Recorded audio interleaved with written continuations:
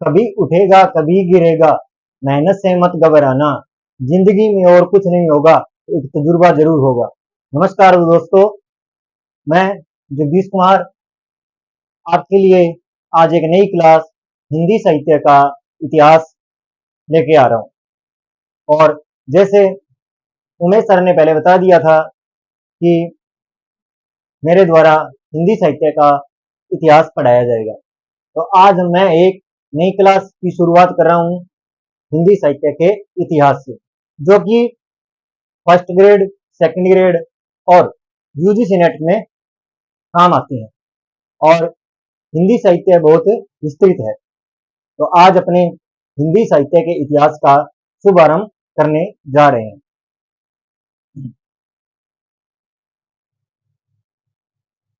हिंदी साहित्य का इतिहास।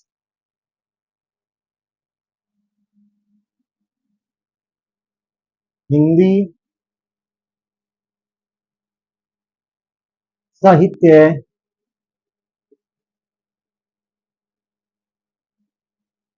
का हिंदी साहित्य का इतिहास।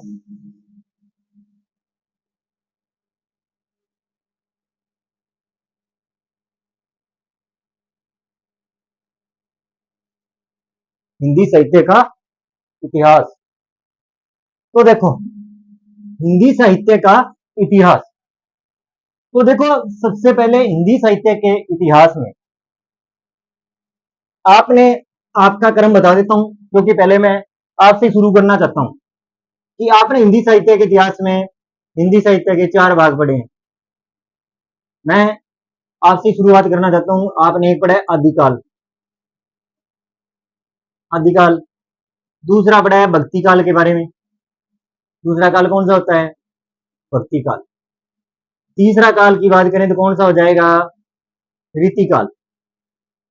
और चौथे काल को क्या कहते हैं? आधुनिक। आपने अगर कोई भी बुक पढ़ी है तो उसमें ये चीजें दी होती हैं। आपने कोई भी बुक देखी होगी तो इसमें ये 4 चीजें दी होंगी कि पहले काल को आदिकाल कहते हैं, दूसरे काल को भक्ति काल कहते हैं, तीसरी काल को रीतिकाल कहते हैं और चौथे काल को आधुनिक काल कहते हैं। अब देखो, आपने तो पढ़ लिया आदिकाल है, भक्ति काल है, रीतिकाल है, आधुनिक काल है। साहित्य यहां से प्रारंभ नहीं होता है। साहित्य आदिकाल से प्रारंभ नहीं होता है। पहली बात ये ध्यान रखें, आदिकाल से पहले भी कुछ चीजें थी। आदिकाल के अपने प्रारंभ करेंगे, जिसमें मैं आगे बताऊंगा, पर उससे पहले भी तो चीजें थी। अब हिंदी साहित्य का इतिहास तो 1000 वर्ष पुराना है। हिंदी साहित्य का इतिहास कितना पुराना माना जाता है? 1000 वर्ष। कितने वर्ष माना जाता है? 1000 वर्ष माना जाता है। और इसकी लेखन परंपरा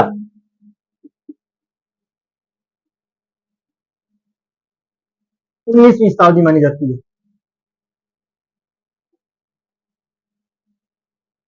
कौन सी शताब्दी मानी जाती है? 19वीं शताब्दी मानी जाती है। इसका मतलब उससे पहले कुछ लिखा ही नहीं गया।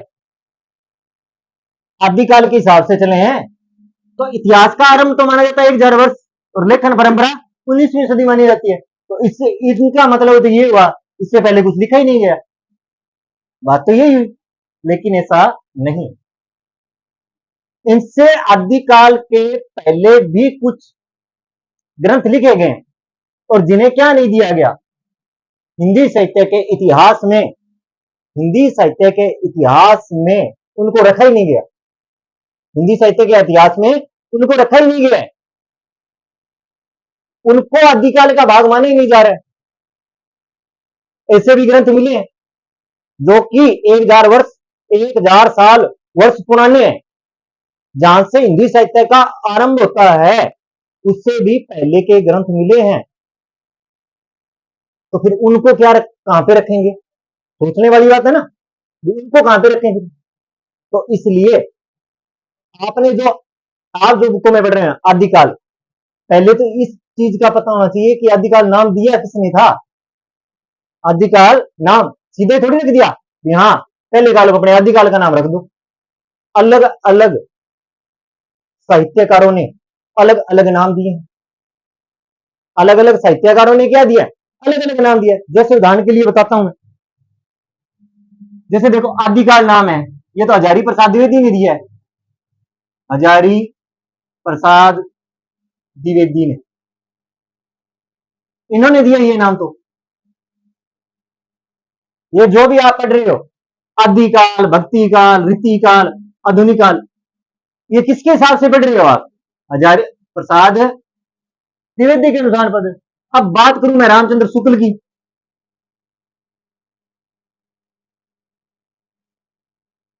रामचंद्र शुक्ल के बारे में बात करूं तो इन्होंने तो वीर गाथा का नाम दिया था। वीर गाथा काल, इन्होंने तो ये नाम ही नहीं दिया था। इन्होंने ये नाम दिया ही नहीं था आदिकाल। इन्होंने क्या नाम दिया था? वीर गाथा काल नाम दिया था। इन्होंने तो ये नाम ही नहीं दिया। तो इसलिए सीधा आदिकाल पढ़ने से कोई नहीं है। आदिकाल से पहले भी नाम दिए गए हैं। चारण काल ग्रीस ने दिया था, उदाहरण के लिए बताऊं, चारण काल,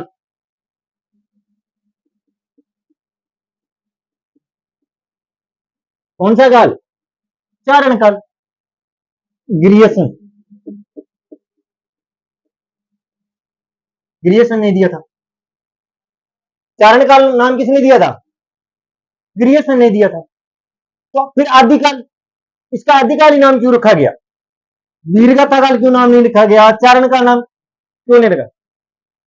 क्योंकि आदिकाल में सारी चीजें आ जाती हैं जो कि माना गया।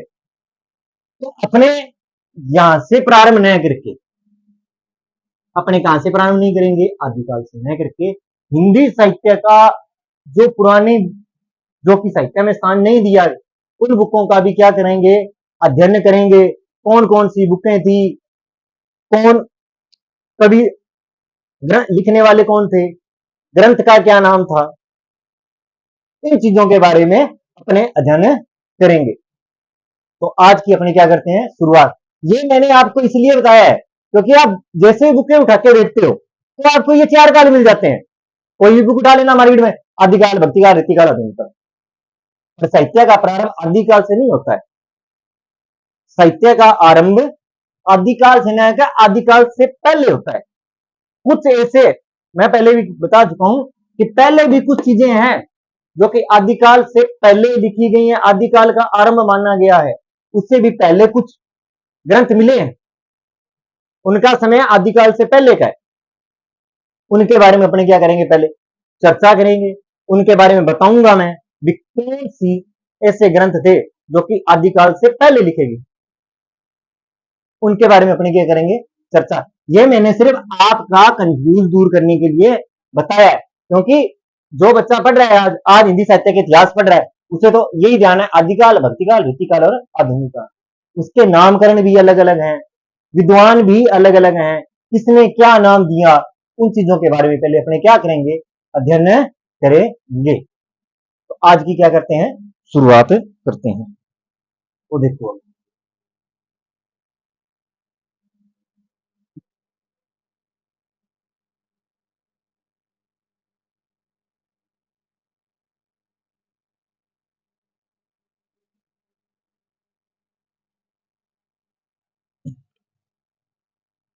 देखो, सबसे पहले मैं लिखूंगा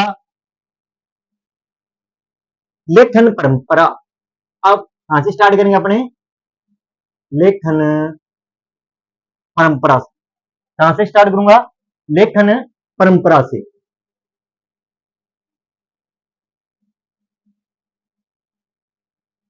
इससे लेखन परंपरा से अपने शुरुआत करते हैं। तो देखो इतिहास मैं बता चुका हूं, इतिहास कितने वर्ष पुराना है, 1000 साल पुराना है। कितना, 1000 साल पुराना।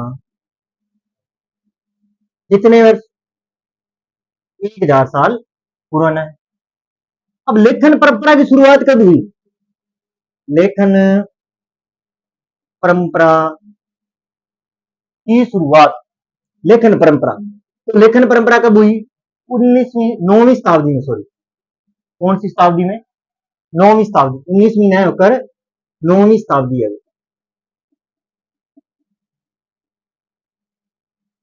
कौन सी शताब्दी में हुई? 9वीं शताब्दी में, ठीक है। लेखन परंपरा की शुरुआत कहां से होती है अगर बात करें तो? कौन से? 9वीं शताब्दी से प्रारंभ हो जाती है। अब बात करते हैं तो देखो, इतिहास कितने साल वर्ष पुराना है? 1000 साल। लेखन परंपरा की शुरुआत 9वीं शताब्दी में। 19वीं शताब्दी से पूर्व का इतिहास, तो अपने पहले किसके बारे में चर्चा करेंगे? 19वीं शताब्दी, 19वीं शताब्दी से पूर्व, 19वीं शताब्दी से पूर्व का इतिहास।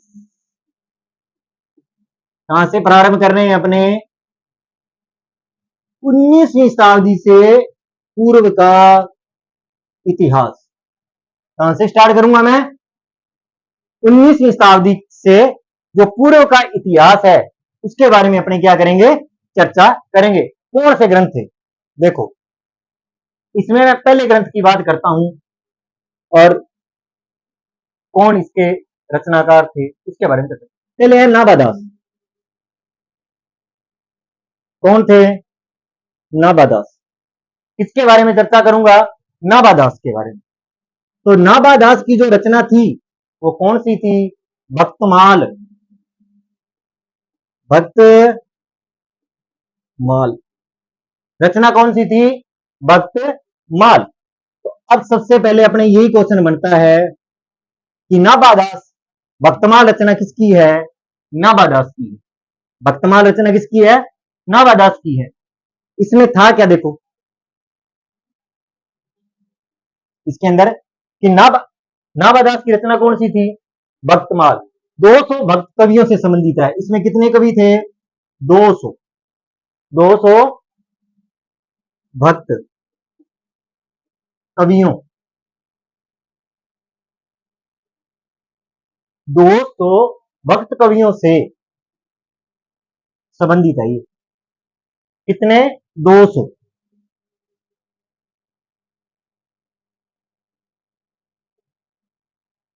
200 भक्त कवियों से संबंधित है। कितने? 200 भक्त कवियों। और 316 छप्य छंद है। क्या है? छप्य छंद। तो देखो, मैं यहां कर देता हूं ब्लैक बंद। तो देखो, पहली रचना किसकी है?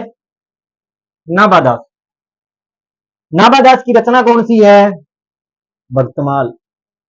रचना कौन सी है? भक्तमाल। 200 भक्त कवियों से संबंधित कितने छप्य छंद है? 316 छप्य छंद है। कितने? 216 छप्य छंद हैं। कितने कवि बताए उसने? 200 कवियों के बारे में। तो देखो, पहले कवि कौन है अगर बात करें? नाभादास। नाभादास की रचना कौन सी है? भक्तमाल। उसमें कितने कवियों का उल्लेख मिलता है? 200 कवियों का क्या मिलता है? उल्लेख मिलता है। और कितने छप्य छंद कौन सा है? छप्य छंद। और उसमें कितने हैं?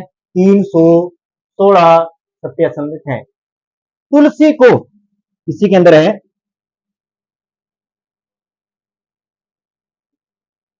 तुलसी को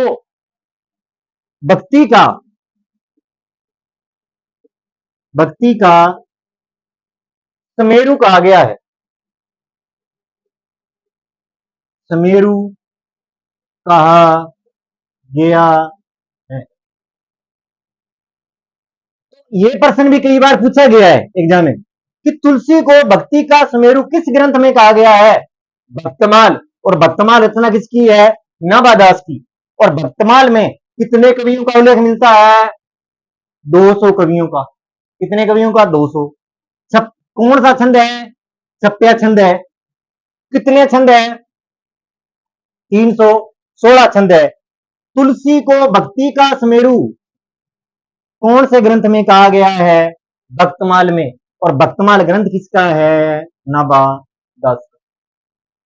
सबसे पहले ये चीज ध्यान रखनी है। देखो, पहले सबसे पहले इनका नाम नाबादास। नाबादास की रचना कौन सी है? भक्तमाल। कितने कवियों का उल्लेख होता है? 200 कवियों का उल्लेख होता है। छंद कौन सा है? छप्या छंद है। कितने छंद हैं? 316 छंद हैं। तुलसी को भक्ति का सुमेरु किस ग्रंथ में कहा गया है? भक्तमाल में कहा गया है। तो सबसे पहले अपने किसके बारे में बात की? नाबादास के बारे में। सबसे पहले किसके बारे में बात की? नाबादास के बारे में। नाबादास की रचना कौन सी थी? भक्तमाल। कितने कवियों का उल्लेख मिलता है? 200 कवियों का उल्लेख मिलता है उस ग्रंथ में। छंद कौन सा था? छप्या छंद था। कितने छप्या छंद थे? 316। तुलसी को भक्ति का सुमेरु किस ग्रंथ में कहा गया था? भक्तमाल में। और भक्तमाल रचना किसकी थी? नाबादास की थी। बात समझ में आई? अब चलते हैं अगले आगे। आगे कौन सा ग्रंथ है, उसके लेखक कौन है, उनके बारे में चर्चा करेंगे।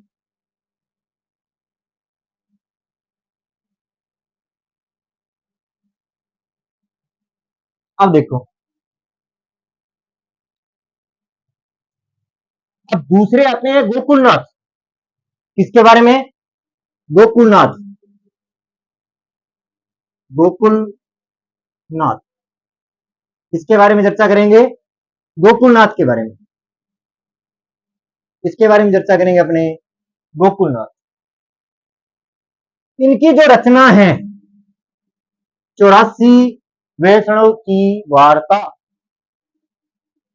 वैष्णव की वार्ता। 84 वैष्णव की वार्ता ग्रंथ का क्या नाम है? 84 वैष्णव की वार्ता। बात समझ में आई? 84 वैष्णव की वार्ता किसका ग्रंथ है? गोकुलनाथ का है या नहीं है? है। अब देखो इसमें क्या है कि वल्लभाचार्य के वल्लभा वल्लभा वल्लभाचार्य वल्लभाचार्य वल्लभाचार्य के 84 शिष्यों 84 शिष्यों का वर्णन है। का वर्णन है। तो देखो गोकुलनाथ की रचना कौन सी है? 84 वैष्णव की वार्ता। और इसमें किसका उल्लेख है? कि वल्लभाचार्य, इन्होंने वल्लभ संप्रदाय दिया था। वल्लभाचार्य के 84 शिष्यों का उल्लेख मिलता है। कई बार यह पूछा है कि 84 वैष्णव वार्ता में किनके शिष्यों का वर्णन मिलता है? तो किन क्या? वल्लभाचार्य। 84 वैष्णव वार्ता में किनके शिष्यों का वर्णन मिलता है? वल्लभाचार्य। बात समझ में आई कि 84 वैष्णव वार्ता किसकी है? गोकुलनाथ की। वल्लभाचार्य के 84 शिष्यों का वर्णन मिलता है। तो 84 वैष्णव वार्ता में किसके शिष्यों का वर्णन मिलता है? वल्लभाचार्य।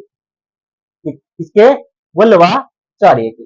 अब अगली कड़ी में देखें, अगली कड़ी में भी गोकुलनाथ जी हैं। गोकुलनाथ। अगली कड़ी में भी कौन है? गोकुलनाथ है। कौन है? गोकुलनाथ। गोकुलनाथ।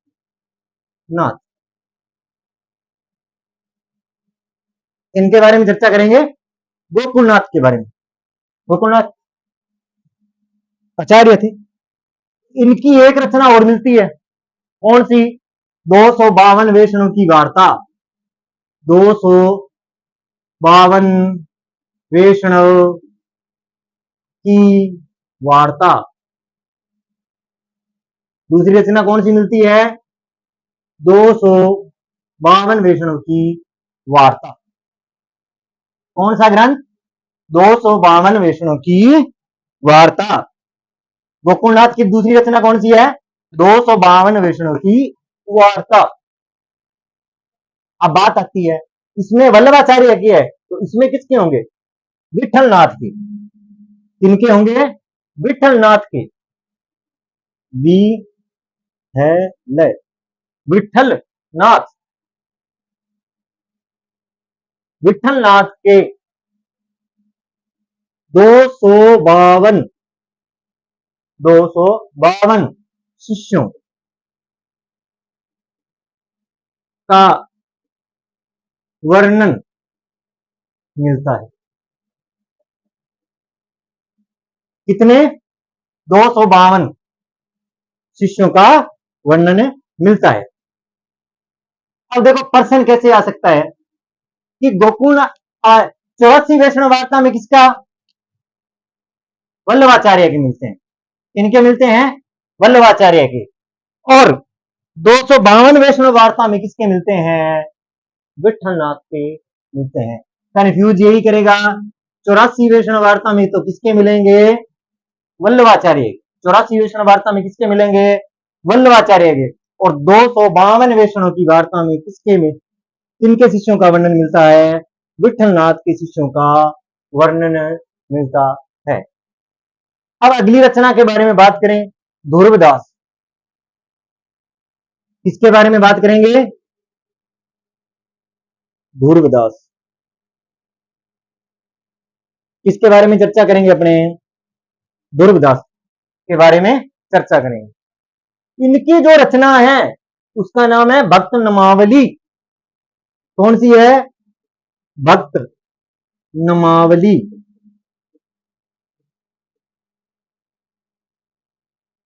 इनकी रचना का क्या नाम है? भक्त नमावली। और देखो, ध्रुवदास की रचना का क्या नाम है? भक्त नमावली। बात समझ में आई? एक बार कर देता हूं। गोकुलनाथ की पहली रचना है 84 वैष्णव की वार्ता। पहली रचना का नाम क्या है? 84 वैष्णव की वार्ता, जिसमें किसके शिष्यों का वर्णन मिलता है? वल्लभाचार्य के 84 शिष्यों का वर्णन मिलता है।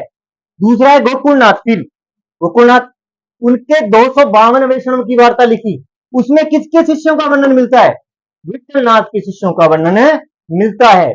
आगे रचना मिलती है ध्रुवदास जी की। इनकी रचना मिलती है ध्रुवदास जी की। और ध्रुवदास जी ने कौन से ग्रंथ लिखा? भक्त नमावली। नाभादास ने कौन सी रचना लिखी थी? भक्तमाल। और ध्रुवदास ने कौन सी लिखी थी? भक्त नमावली लिखी थी। इनमें कंफ्यूज मत होना। बात समझ में आई? अब बात करते हैं आगे।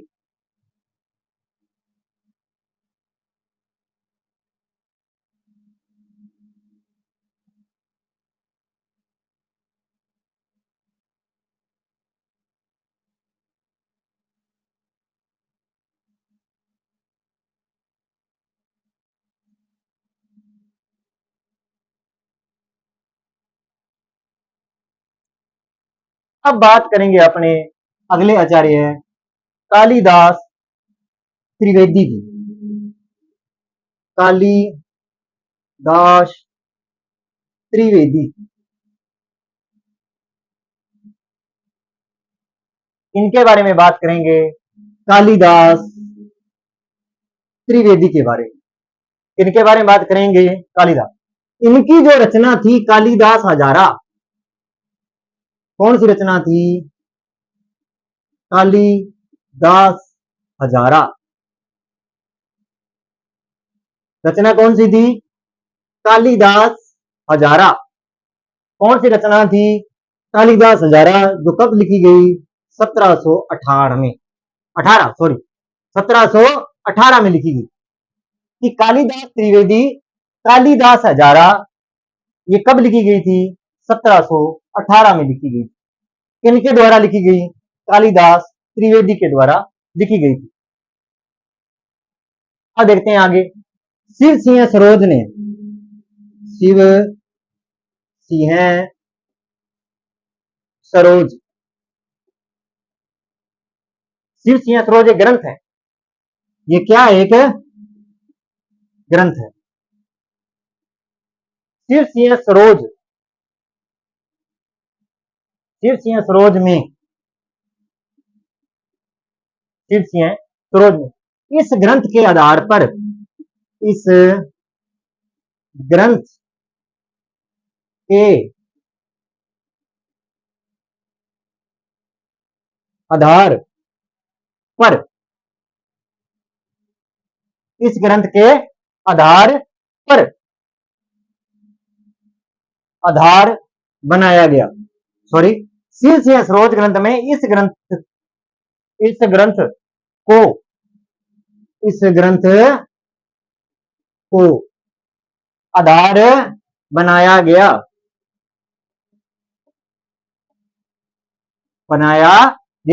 कि शिव सिंह सरोज ग्रंथ में इस ग्रंथ को आधार बनाया गया था। कि शिव सिंह जो सरोज ग्रंथ में इस ग्रंथ को आधार बनाया गया था। कि शिव सिंह सरोज, अब यहाँ बच्चों के कईयों के घर यूज रहेंगे कि शिव सिंह सरोज ग्रंथ है किसका? शिव सिंह सरोज। ये ग्रंथ है शिव सिंह सेगर का, शिव सिंह सेगर, सेंगर, ये ग्रंथ इनका है, शिव सिंह सेंगर का। इनका ग्रंथ है शिव सिंह सरोज। बात समझ में आई? अब देखो इसमें क्या है। शिव सिंह सरोज ग्रंथ के अंतर्गत कितने 212 कवियों का, 212 कवियों, 212 कवियों की, 212 कवियों की 1000 कविताओं का संग्रह किया गया है। कविताओं का संग्रह किया गया है, किया गया। तो देखो इसका प्रश्न किस प्रकार भी बन सकता है। देखो क्या वो ये शिव सिंह सरोज, शिव सिंह सरोज ग्रंथ किसके आधार पर लिखा गया था? कालिदास हजारा के ग्रंथ। कि शिव सिंह सेंगर ने ये जो शिव सिंह सरोज ग्रंथ लिखा था, तो किस ग्रंथ को आधार बनाकर लिखा था? कालिदास हजारा ग्रंथ को आधार बनाकर लिखा गया था। देखो कालिदास त्रिवेदी के द्वारा कौन सा ग्रंथ लिखा गया? कालिदास हजारा। कब लिखा? 1718 में। शिव सिंह सरोज ग्रंथ में इस ग्रंथ को आधार बनाया गया था। शिव सिंह जो सरोज ग्रंथ लिखा गया था वो इस ग्रंथ के आधार पर लिखा गया था। शिव सिंह सरोज किसका ग्रंथ है? शिव सिंह सेंगर का ग्रंथ है, जो कि अपने आगे पढ़ेंगे। इसमें क्या है कि 212 कवियों की 1000 कविताओं का क्या किया गया है? संग्रह किया गया है। अब देखते हैं आगे।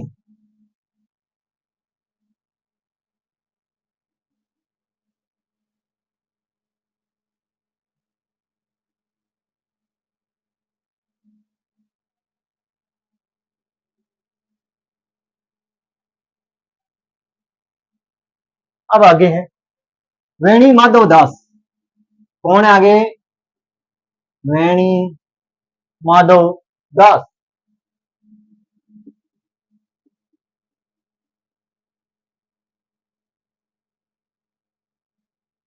माधव दास, वेणी माधव दास। इनकी रचना कौन सी थी?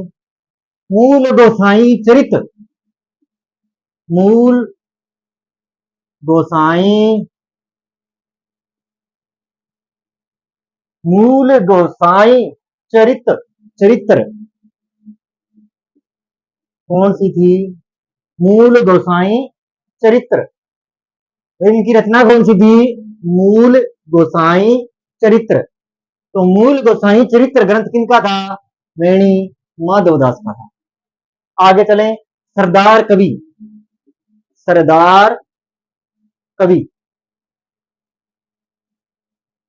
इनके ग्रंथ का नाम था श्रृंगार संग्रह। क्या नाम था? श्रृंगार संग्रह। कौन सा ग्रंथ था? श्रृंगार संग्रह। अगला जो है, अगले जो कवि हैं उनका नाम है सुदन। क्या नाम है? सुदन। क्या नाम है? सुदन। सुदन की रचना का नाम है कवि नामावली। कवि नामावली। कौन सी? कवि नामावली। रचना का क्या नाम है? कवि नामावली। कवि नामावली। सुदन की रचना का क्या नाम है? कवि नामावली। और भक्त नामावली कौन था? ध्रुवदास। भक्त नामावली कौन था? ध्रुवदास। के छंदी तिवारी, ये एक अजबी नाम है। के छेदी, के छे और दी, के छेदी तिवारी।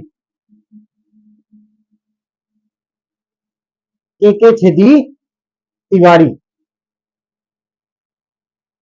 के छेदी तिवारी ने लिखा था विचित्रोपदेश। विचित्रोपदेश। विचित्रो, रचना कौन सी थी? विचित्रोपदेश। विचित्रोपदेश। विचित्रोपदेश थी ये, सॉरी। विचित्रो दे और स प्रदेश। विचित्रो प्रदेश। विचित्रो प्रदेश। विचित्रोपदेश। विचित्रोपदेश। इसको मैं दोबारा लिख देता हूं। विचित्रो, विचित्र त्रो, विचित्रोपदेश। विचित्रोपदेश। यह रचना किसकी थी? की छंदी तिवारी की। अब बात करते हैं लाला सीताराम। लाला सीताराम, किसके बारे में? लाला सीताराम के बारे में।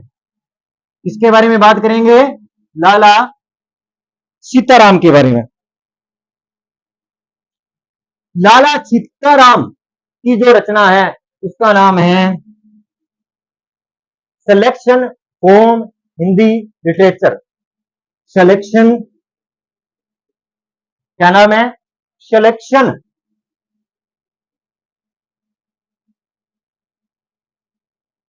सिलेक्शन,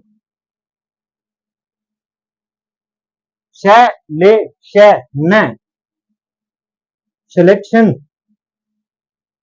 कौन सी? Selection from, selection from Hindi literature. कौन सी? Selection from Hindi literature. कौन सी?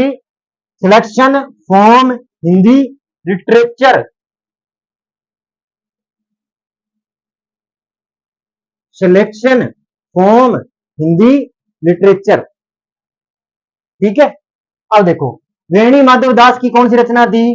मूल गोसाई चरित्र। कौन सी? मूल गोसाई चरित्र। सरदार कवि की रचना कौन सी थी? श्रृंगार संग्रह। सुदन कवि नामावली।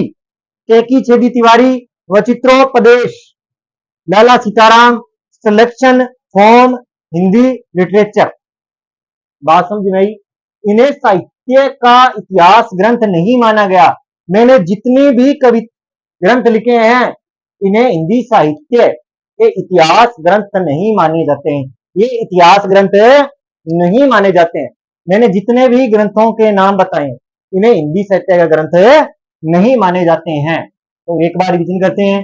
कवि माधवदास की मूल गोसाई चरित, सरदार कवि श्रृंगार संग्रह, सुदन की कवि नमावली, केकी छेदी तिवारी की Vichitropadesh, Lala Sitaram selection from Hindi literature, ये ग्रंथ है। अब देखो आगे।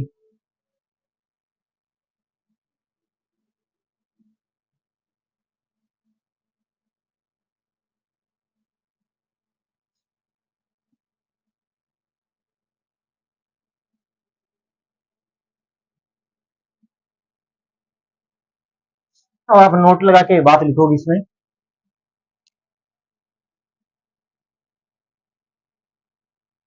नोट लगाओगे एक बात में। आप इसमें लिखोगे, इसमें लिखो इन्हें इन्हें साहित्य इन्हें साहित्य का इतिहास ग्रंथ इतिहास ग्रंथ नहीं माना गया। नहीं माना गया। क्यों नहीं माना गया? क्योंकि इनके बारे में जो जानकारी है उनका प्रूफ कहीं भी नहीं मिलता। इनमें लिखे हैं वो चीजें है ही नहीं, उनको कैसे क्या? तो इतिहास पढ़ने के लिए आगे अपने पढ़ेंगे कौन कौन सी, अगर साहित्य को प्रमाणित करने के लिए अपने पास कौन कौन सी चीजें होनी चाहिए, किन के आधार पर माना जाएगा, क्या चीजें होनी चाहिए, उनके बारे में पता हो। तो देखो एक बार अपने फिर मैं शॉर्टकट में बता देता हूं। देखो सबसे पहले मैंने लिखा नाबादास। नाबादास लिखा था। नाबादास की रचना बताओ कौन सी थी? भक्त माल। कौन सी थी? भक्त माल। कौन सी रचना थी? भक्त माल। गोकुलनाथ की दो रचनाएं थी। गोकुलनाथ की कितनी रचनाएं थी बताओ? दो। कौन सी थी? 84 वैष्णव की वार्ता और 284 252 सॉरी 252 वैष्णव की वार्ता।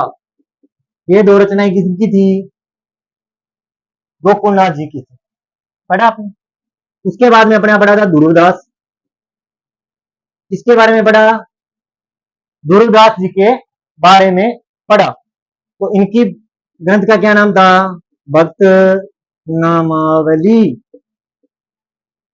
था या नहीं था? इसके बाद में बात की थी कालिदास त्रिवेदी के बारे में। उनकी रचना का क्या नाम था बताओ? कालिदास हजारा।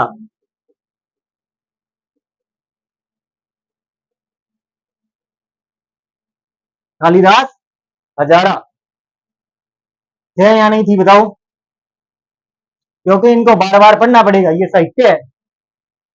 अब देखो वेणी माधव, वेणी माधव दास। वेणी माधव दास की कौन सी रचना थी बताओ? कौन सी थी? मूल गोसाई चरित। मूल गोसाई चरित्र चरित्र ये रचना थी। अब बात करें आगे सरदार कवि। सरदार कवि इसके बारे में कौन सी रचना थी? श्रृंगार संग्रह। श्रृंगार संग्रह कौन सी रचना थी? श्रृंगार संग्रह। अगले कवि कौन से लिखे थे बताओ? सुदन। इसके बारे में चर्चा की थी। सुदन कवि नामावली, ये थी। आगे अपने बात की थी केके छेदी। केके छेदी की रचना बताओ कौन सी थी? वचित्रोपदेश, विचित्रोपदेश, ये रचना थी। आगे आगे सीताराम, लाला सीताराम, लाला सीताराम, लाला सीताराम की रचना बताओ कौन सी थी? Selection, selection from, selection from Hindi literature, Hindi literature. इनके बारे में आज अपने क्या किया है? अध्ययन किया है। और इसी के साथ आज की क्लास यहीं समाप्त होती है। अगर मेरी क्लास आपको अच्छी लगी हो तो चैनल को सब्सक्राइब करें, लाइक करें और कमेंट करें। धन्यवाद।